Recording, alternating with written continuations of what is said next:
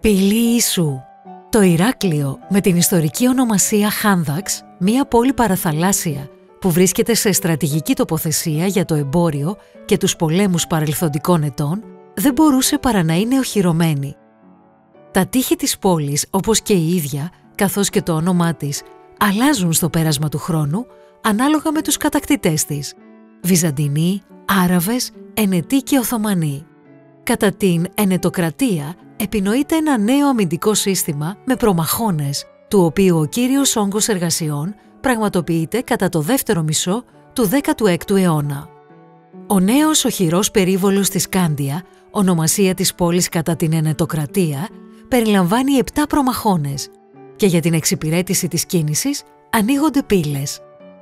Κάποιες αποκλειστικά στρατιωτικής χρήσης, άλλες δημόσιες, αστικές, που οδηγούν από την πόλη στην ύπαιθρο και τη θάλασσα, ενώ υπάρχουν και πύλες δευτερεύουσες. Σήμερα, κάποιες από τις πύλες της θαυμαστής οχύρωσης παραμένουν όρθιες, ενσωματωμένες στον αστικό ιστό του σύγχρονου Ηρακλείου, θυμίζοντας τους ανθρώπους που περιδιαβαίνουν την πολυτάραχη και συναρπαστική ιστορία της πόλης.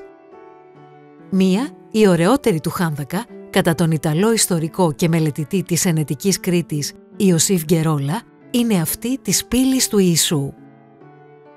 Αστική, δημόσια πύλη που οφείλει το όνομά της, όπως και ο προμαχώνας της, σε μία μικρή εκκλησία του Ιησού Χριστού που υπήρχε κάποτε δίπλα.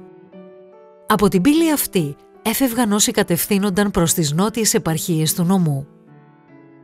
Από εδώ επίσης έμπαινε στο Ηράκλειο ο υδαταγωγός που τροφοδοτούσε με νερό την πόλη μέσω του γιγάντιου ενετικού υδραγωγείου που ξεκινούσε από τις πηγές του Γιούχτα για να καταλήξει στην κρίνη του Μοροζίνη.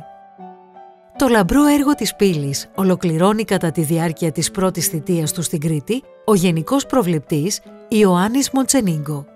Δημιουργός της αριστουργηματικής πρόσωψης θεωρείται ο ιδιοφυής Βερονέζος στρατιωτικός αρχιτέκτονας Μικέλε Σαν Μικέλη. Στις αρχές του 20ου αιώνα, τμήματα του ενετικού τείχους κατεδαφίζονται και δημιουργούνται τα λεγόμενα ρήγματα για να διευκολυνθεί η κυκλοφορία των οχημάτων. Ένα από αυτά ανοίγεται ανατολικά από την πύλη του Ιησού και τον προμαχώνα της. Το ρήγμα γεφυρώνεται τη δεκαετία του 70 με την κατασκευή της καινούργιας πόρτας, ονομασία που όπως φαίνεται έχει η πύλη του Ιησού, Πόρτα Νουόβα, τα τελευταία χρόνια της Βενετοκρατίας. Σήμερα, η επιμήκης θολοσκέπαστη διάβαση φιλοξενεί μια έκθεση αφιερωμένη στον επιφανή κριτικό λογοτέχνη Νίκο Καζαντζάκη.